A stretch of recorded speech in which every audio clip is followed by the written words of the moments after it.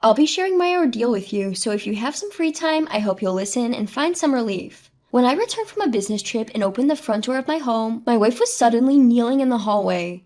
"James, I've had an affair. The other man's wife found out." That was what she said. This was the end of January. It caught me completely off guard. My reaction was a dumbfounded response. "Huh?" "Anyway," I said, "let's move to the living room. This isn't the place to talk." And I noticed our child was nowhere to be seen.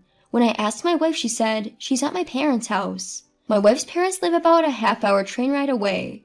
I tried to understand what had happened and what had been going on from her explanation. I told myself I need to respond calmly and made a rule for myself that questions to my wife should be polite. Looking back, our conversation was unnatural, which only added to the stupidity. My wife was saying something in a low voice, but I couldn't hear her well. In the living room, my wife knelt again, saying, "Please forgive me," in a downtrodden voice. "I haven't heard anything yet. Such behavior won't improve my impression of you. Please sit over here." When I said this, my wife lifted her head and sat on the chair. That's when I noticed that her eyes were swollen. She must have cried her eyes out. Below is the situation of her affair being exposed to the other woman, according to my wife's explanation. "One morning when you were on your business trip, the other man's wife called my cell phone and asked to meet me for a discussion. When I took a half day off from work in the afternoon to meet her, she asked me straight up, 'You're having an affair with my husband, John, aren't you?' And I admitted yes. I have the evidence of infidelity obtained through a private investigation, and I would be asking you for damages. I would also report to your husband. James is on a business trip and cannot respond immediately. He is scheduled to return in a few days. Then I need you to contact me when your husband returns." Before contacting the other woman, I asked my wife for the rough details. "Who was the man you had an affair with?" "John. He is my former boss." Thinking, it's such a cliche, the guy is a textbook adulterer. I checked the New Year's card holder. It was there. "He came to our wedding, didn't he?" "Yes." "When did you start the affair?" "A year ago." "Was it just this past year? Could there have been something before we got married? That's my guess." "There was nothing before we got married." "I'll confirm this with the other woman. She must be questioning it too, and if the testimonies don't match, I'll check again." "I'm sorry, there was a relationship before we got married." I almost fell over. It was like a scene from a comic book. Or rather, this is getting long. I'm sorry for the poor storytelling. My wife gave me the contact information, and I had no choice but to call the other woman. "Is this Mrs. Davis? I apologize for calling so late. This is James. I am Catherine's husband." "This is Davis. Thank you for getting back to me. I'd like to set up a meeting for the four of us. James, would you be available tomorrow?" "I have work, but I can make time in the afternoon." "Great. Let's meet at San Paulo Restaurant at 3. Please pass along the invitation to your wife as well." That was the rough idea, but the actual conversation was more awkward. After I relayed the time and place of the 4-person meeting, the interrogation resumed. At the time of the affair's discovery, here's the deal. I'm 34, working for a manufacturing company. My wife is a 33-year-old civil servant. We have a 5-year-old child and have been married for 7 years, with an average sexual frequency of once a week. My wife kind of looks like a younger Meryl Streep, but not flat-chested. There's also an adult film actress that looks exactly like her, but I don't know her name. She's a different person from my wife because their body features are different. I'm not particularly good-looking. People often tell me, "Your wife is a knockout. You've got yourself a better half that's out of your league," and it's like Beauty and the Beast. Moving on, I kept asking her questions. It's all I could do. "What was the cause of the affair?" I don't know." "Was it something I did?" "I don't think so." "What do you want to do now?" I don't know." "Do you plan to divorce me and marry him?" "I don't want a divorce. I don't want us to break up." "Why not? If you don't love me, there's no point in staying married, right?" "That's not true. I love you." "Then why did you have the affair? Before having an affair, you should divorce me and he should break up with his wife, don't you think?" "I don't want a divorce." "What do you want me to do?" "Do whatever you want." "If I said I want a divorce, would you agree?" "I don't want a divorce. I don't want us to break up." "What about our kid?" "He was at preschool when, during the day?" The more I ask, the more disgusting truths I hear. "Is our child really ours?" "Don't doubt it. Emma is our child." "Please let us have a DNA test. You have done things to be doubted." My wife broke down in tears.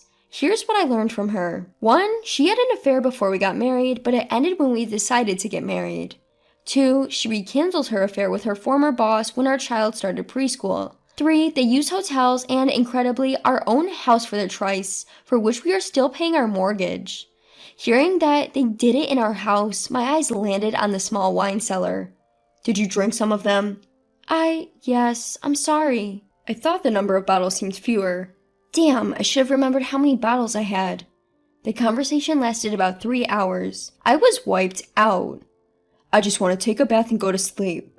But after what's happened here, I don't think I can sleep here anymore. Or use the bathroom, obviously.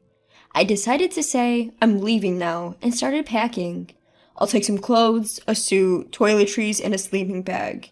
I guess I should grab my bank book and valuables so I don't drain my savings dry. It's a pity to waste the wine. Let's pour it out before leaving. Now there must be something else to do. That other guy isn't coming back, right?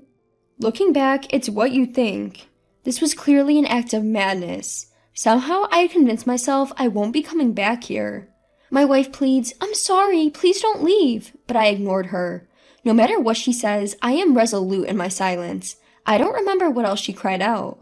I packed my checkbook and valuables in a document case, a change of suit and a garment bag, and loaded them into the car. Holding 2 bottles of wine and some cheese, I got in the car. That night, I parked in a random parking lot along the highway and spent the night in the car drinking wine. Although I read it out plainly, I was definitely angry and I cried too. The next morning, I submitted a business trip report to the office and borrowed an IC recorder for an interview. In the afternoon, I took a half day off and drove to the meeting location. Catherine had already arrived. Under the daylight, her hair was messy, her complexion poor. Not that I was any better, having not showered either. We were a couple emanating an aura of poverty. At that time, Catherine was apologizing to me, but I can't recall what she was saying. The other couple arrived. The guy was a tanned, older gentleman trying to look young, but compared to me, he was undoubtedly handsome. His wife had a strong and attractive fox-like face, and judging by their bags, they seemed to be affluent. We took our seats and exchanged formal greetings along the lines of, sorry about my foolish wife, and sorry about my husband. Initially, the 2 responsible for the affair were sent to separate seats at the counter, and I started talking with the other woman. We cross-checked each other's accounts of the situation, confirmed any discrepancies, and discussed how to move forward. We haven't decided yet, but I think it's probably over. We will postpone our divorce until next year. A pension issue, huh? I intend to send a demand letter for damages to Mrs. James. I will also claim damages from your husband. I demand in writing that your wife resign. I probably won't have the right to interfere with my wife's job anymore. Please demand as you see fit, Mrs. were among the shared words between the wronged parties. Next, I had a face-to-face meeting with the man, while the other woman and Catherine went to separate seats. The man suddenly prostrated himself. Again, huh? I sighed and told him to lift his head so I could hear his side of the story. After that, we had a 4-way meeting. We heard from those involved about how they came to commit adultery. Partway through, Catherine started crying and couldn't say anything. She was just gasping for breath, and the man did most of the talking. I wonder if our seat is the center of attention from the other leisurely ladies at this restaurant in the middle of a weekday, was what crossed my mind. That's not good, because it's a post-fact report, the tension is less, and seems like someone else's problem. The real thrill of real-time progression is the direct transmission of frantic and shaken behavior. Around 2 hours later, the 4-way meeting was over, with the other couple making their exit. I haven't eaten anything since last night's cheese, I remembered, and ordered a full meal. Catherine, my wife, was still sobbing at my side. You can go home first. Thanks for your time, I said. While slurping up my spaghetti, I forced it down with water and then spoke with my wife. Please come home. I'll head to my folks' place and leave our house empty. That's the place you did it, right? Disgusting, I said, and just then, my stomach churned and I vomited. I tried to cover my mouth, but I couldn't make it in time, and vomit splashed onto the table like a fountain. My sincerest apologies to the customers and staff around me. Catherine let out a silly little eek and started crying again. I rushed out of the restaurant after a quick apology to the staff, not even waiting for my change at the cashier's desk. I'm really sorry for causing such a scene. I put Catherine in the car and headed home. She kept crying, retching, and saying, I'm sorry, it's my fault. Our conversation in the car went something like this. As far as I remember through the exhaustion and shock. Before we got married and over this past year, you've had your way with me. So for this last part, let me have my way. What do you mean by the last part? I don't want this to end. Why won't you let me have my way?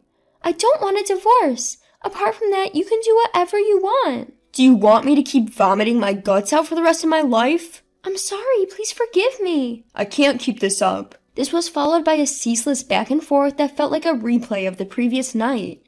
I dropped Catherine off in front of our house saying, please go inside, I'll leave.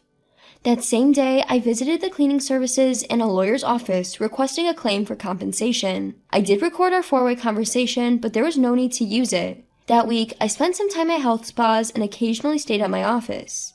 Over the weekend, I was called by my father-in-law for a three-way meeting with myself, Catherine, and him at our home, where he apologized profusely. Again, another bargain, I thought, matching his apology. When I told him I was considering a divorce, Catherine burst into tears again. My father-in-law had to take her home, and I was left alone to pack up my things. After that, I started looking for a new apartment, visiting real estate agencies. On the same day, I received a call from my parents who had been contacted by my father-in-law. It took me an hour to explain the situation. My father was calm, but my mother was furious, and it was exhausting trying to calm her down. The following week, I collapsed at work. I was taken to a nearby hospital where I received an IV drip and spent the day in the hospital. According to my coworker, I fainted all of a sudden. They thought it was a comedy sketch. Somehow, the news reached Catherine's family and she came to the hospital. And then she started crying again. I was really annoyed and said, you shouldn't have come. Well, I felt like I was just talking normally, but in reality, I was yelling. My apologies to the nurses and patients. I was emotionally unstable. Sorry about that. My superiors at work found out about my car camping and vagrant status, so I moved to the company dormitory for the time being. Events happened following the revelation. Managed to get a signed agreement and compensation from John. Sent him the receipt. Even though I set the claim high, expecting him to refuse, I was surprised when he accepted without hesitation. A few days later, my father-in-law reported the following to me. Considering the current situation where I hold Catherine's savings books will cover Catherine's compensation payments at her parents' house for the time being. The amount was lower than what I had. I burned and handed over the images and videos of Catherine and the kids that were left on the HD. I edited and cut out scenes where I appeared. Looking back, I don't understand why I was doing such a meticulous job. Every weekend, I had meetings with Catherine. There were times when her friends were present too. There were also times when Catherine brought the kid and I just played with her. At first, Catherine only cried and then stayed silent. Even so, I finally got her to say, if you want a divorce. Currently, we're in divorce negotiations. The proposed items for the divorce agreement are as follows. Catherine will retain custody of the kids. I will pay $300 a month for child support. Compensation and property division will offset each other, and Catherine's parents will buy our house. I realize Catherine's parents are rich. The property disposal is taking quite some time. I didn't go after the custody. Despite my big talk, I still haven't gotten a DNA test done. My feelings towards the child are, to be honest, a dilemma. I understand they're a different individual, but they are a part of Catherine. It's a hard conflict to describe. I plan to pay child support, but not see them again. I'm thinking about making a lump sum payment to sever ties. I feel sorry that I seem cold compared to other cheated husbands. As for the follow-up, whether it's a promotion or demotion, I don't know, but John was transferred. Since it was sudden, this issue was probably the cause. This information came from Davis. Catherine hasn't quit her job and is commuting from her parents' house. Nobody's living in our 1.5-year-old house at the moment, and it's under appraisal, which is a drop in the bucket. I moved into an apartment. After moving, I sold my car. Tired yet? It's not over, just a bit more. I thought about the DNA test again in case the child wasn't mine. Child support could be reduced, and I might get more compensation. Above all, I might be able to put my feelings to rest. I've been busy for 2.5 months, but when I look back, I didn't do anything significant. Once the asset appraisal of our house is done, I'll probably be officially divorced. In the end, our married life was a complete waste and fruitless. Here's to the end of our marriage. Thank you very much for putting up with my ranting. The divorce was finalized without a hitch. I had a few thoughts afterwards. First, I guess what I did right was that I didn't resort to violence and handled everything calmly. I never raised a fist to John. To be honest, I didn't even want to touch him. I've started to think that my ex-wife might fill our kids' heads with all sorts of stuff and justify herself if I don't meet her. Also, to ensure no hard feelings remain with the kids, I've begun to think it's best to go ahead with the DNA testing. Of course, the cost should be borne by my ex-wife, Catherine. It's heartbreaking because the kids aren't to blame. When my daughter asks if she can come and see me, I always find some excuse to say no. I can't face my daughter, who day by day is becoming more and more like that woman, her mother, and I'm afraid that if I let my daughter come and see me, that woman, Catherine, might come along too. I've started thinking it would be a stroke of luck if they forgot about me and moved on. I've paid a substantial amount in the property settlement, so they probably don't need a father anymore, or so I think sometimes. It's only after reaching this point that I've realized what kind of person I was. See you in the next video. Thank you for watching.